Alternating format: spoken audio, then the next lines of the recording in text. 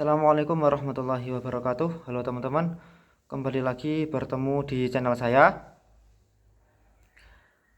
Nah, pada video sebelumnya saya sudah pernah membahas tentang dunia penerbitan dan juga naskah.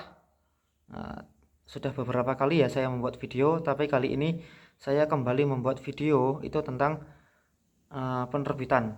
Cuma hari ini sedikit berbeda dengan sebelumnya, karena pada video kali ini kita akan membahas naskah yang ditolak oleh pihak penerbit. Kenapa naskah kita bisa ditolak sama pihak penerbit, ya kan? Kemarin saya sudah membahas bahwasanya penerbit ada dua, yaitu penerbit indie dan juga mayor. Kalau indie kemungkinan besar pasti diterima dan langsung diproses naskah kita. Tapi kalau pihak penerbit mayor itu ada seleksinya dulu, ya kan? Dan itu pasti membutuhkan waktu yang lama, nggak hanya sehari dua hari, seminggu dua minggu, pasti berbulan-bulan bahkan sampai 1 tahun, ya kan? Nah, oke. Sekarang kita akan membahas kenapa naskah kita bisa ditolak oleh pihak penerbit. Meskipun itu dari pihak penerbit indie. Nah, kita akan bahas. Sebenarnya penyebab naskah kita ditolak itu banyak sekali. Tapi tidak mungkin akan saya bahas terlalu banyak atau semuanya. Hanya beberapa poin kenapa naskah kita itu bisa ditolak oleh pihak penerbit. Oke. Penyebab naskah kita ditolak oleh pihak penerbit, yang pertama itu adalah naskah kurang rapi. Nah, ini teman-teman, naskahnya kurang rapi, misalnya rata kanan kirinya belum diatur, masih banyak kata-kata yang typo. Misalnya bisa tulisannya bias, terus katanya tulisannya katamnya, terus misalnya dialognya kamu mau pergi kemana, seharusnya kan tanda tanya, tapi di naskah kita kok malah tanda seru. Nah, ini kan membingungkan akhirnya.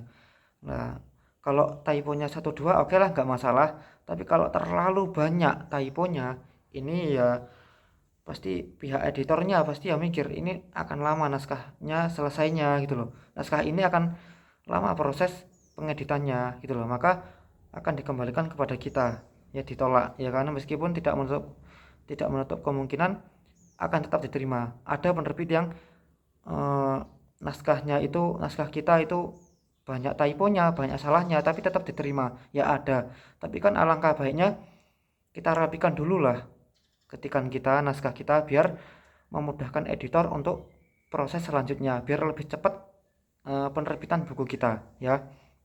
Itu yang pertama, naskah kurang rapi. Yang kedua, ide cerita atau alur ceritanya kurang menarik. Kalau alur cerita dalam sebuah naskah itu kurang menarik, entah itu berupa novel ataupun cerpen, kalau nggak menarik, kurang menarik, otomatis pihak penerbit pun juga berpikir, kalau kurang menarik, nanti siapa yang akan membaca? Pasti ya, kalau sudah nggak ada yang tertarik, otomatis nggak kebeli, otomatis nggak laku lah buku kita. Nah, kasarnya omong seperti itulah. Ya, jadi buatlah alur atau ide cerita semenarik mungkin, ya. Terus penyebab naskah yang ditolak. Nah, penyebab yang ketiga adalah naskah tidak sesuai dengan visi dan misi penerbit. Misalnya gini, ada penerbit itu yang hanya fokus ke satu genre, misalnya genre percintaan. Nah, kok kita mengirimnya naskahnya tentang genre horor, ya pastinya akan ditolak meskipun tidak menutup kemungkinan akan diterima oleh pihak penerbit, ya. Nah, maka dari itu kalau bisa sesuai dengan genre penerbit, meskipun ada penerbit itu yang menerima semua naskah, nggak peduli itu genrenya campur, percintaan, kekeluargaan, horor dan lain-lain, ya. Yang intinya kita harus tahu lah visi dan misi penerbitnya itu apa, ya. Terus yang keempat, naskah tidak mematuhi persyaratan atau kebijakan penerbit. Misalnya gini, dari pihak penerbit itu pasti kan punya kebijakan ya. Misalnya kebijakannya minimal 70 halaman. Nah, kok naskah kita itu hanya 30 halaman, ya pasti ditolak gitu loh. Solusinya gimana? Kita tambah dulu, ya kan. Yang menambah naskah kan pastinya kita, yang paham alur ceritanya ya kita. Maka yang menambahkan biar bisa panjang minimal 70 halaman ya kita sebagai penulis. bukan dari pihak editor, bukan dari pihak penerbit ya. Nah, maka dibuat minimal 70 halaman dulu, baru kita kirim lagi naskahnya ya. Terus contoh lagi kebijakan misalnya dari pihak penerbit fontnya minta Times New Roman, kok font naskah kita itu masih Calibri. Nah pasti ya ini gimana gitu loh ya kan, kok spasinya dari pihak penerbit mintanya 1,5, kok kita hanya 1. Nah ini ya, meskipun dari pihak penerbit bisa mengubahnya, tapi kan kalau bisa kita sendirilah yang mengubahnya ya kan, yang spasinya tadinya hanya 1 diubah menjadi 1,5 ya. Naskah ditolak biasanya karena tidak mematuhi persyaratan atau kebijakan penerbit. Itu yang keempat. Yang kelima, penyebab naskah kita ditolak adalah naskah kita mirip dengan naskah yang sudah terbit. Nah, ini kita kan juga nggak tahu kan naskah kita itu sama atau enggak dengan naskahnya orang lain. Nah, setelah kita mengirim naskah kok ternyata dari pihak penerbit menolak, dan alasannya adalah karena naskah kita mirip dengan naskah orang lain. Solusinya gimana? Solusinya naskah kita itu kita ubah dulu, alur ceritanya kita ubah dulu biar tidak terlalu mirip, atau mirip lah dengan milik orang lain, biar tetap ada perbedaan. Nah, setelah itu setelah kita revisi, maka kita kirim ulang ke penerbitnya. Terus yang selanjutnya, yang keenam, naskah mengandung sara. Nah ini yang perlu kita perhatikan ya teman-teman.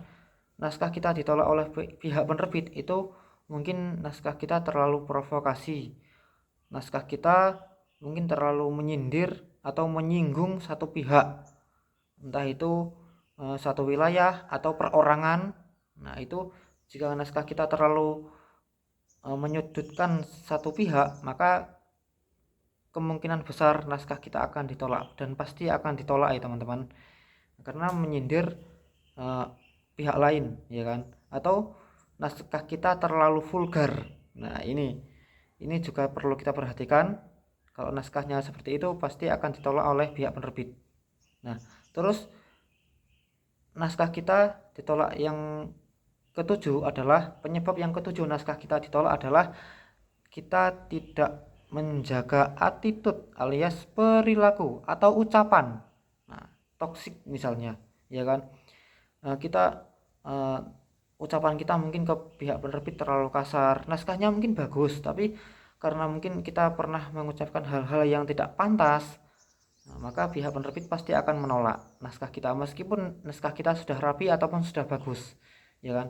Terus perilaku juga kita harus bisa menjaga ya. Misalnya gini, kita kirim naskah ke pihak penerbit mayor, ya kan? Pasti kan ada seleksinya kan, ya kan? Nah, kita terlalu spam, kita telepon berkali-kali, gimana naskah saya, gimana naskah saya. Kalau bertanya itu diberi senggang waktu lah, ya kan? Misalnya sudah 3 bulan nggak ada kabar, baru kita hubungi. 1 bulan, 2 bulan, 3 bulan nggak ada kabar, baru kita bertanya lagi ya. Jadi jangan tiap hari telepon terus, apalagi teleponnya tengah malam ya. Ini gimana naskah saya? Kok nggak selesai-selesai? Begini dan begitu lah. Itu nggak sopan ya teman-teman. Sekalipun itu ke penerbit indie sekalipun. Buku saya yang pertama itu prosesnya itu 3 bulan, padahal penerbit indie ya kan. Nah, kita tanyanya ya boleh bertanya, tapi yang sopan. Gimana naskah saya? Kok belum ada kabar? Lah, pasti pihak penerbit akan memberikan jawaban baik-baik. Sebentar ya, antri dulu. Atau pihak penerbit pasti memberikan jawaban, naskah Anda sudah kami proses, tinggal menunggu ISBN-nya misalnya ya kan, atau menunggu QRCBN-nya ya kan. ISBN atau QRCBN itu kan kode buku kita gitu loh ya kan. Tanyanya baik-baik ya, kita tanyanya baik-baik. Jadi itulah 7 penyebab naskah kita bisa ditolak oleh pihak penerbit. Sebenarnya masih banyak, tapi tidak mungkin akan saya bahas secara keseluruhan karena videonya nanti pasti akan terlalu panjang. Oke teman-teman, sampai di sini dulu video saya. Semoga bermanfaat. Kurang lebihnya saya mohon maaf. Assalamualaikum warahmatullahi wabarakatuh.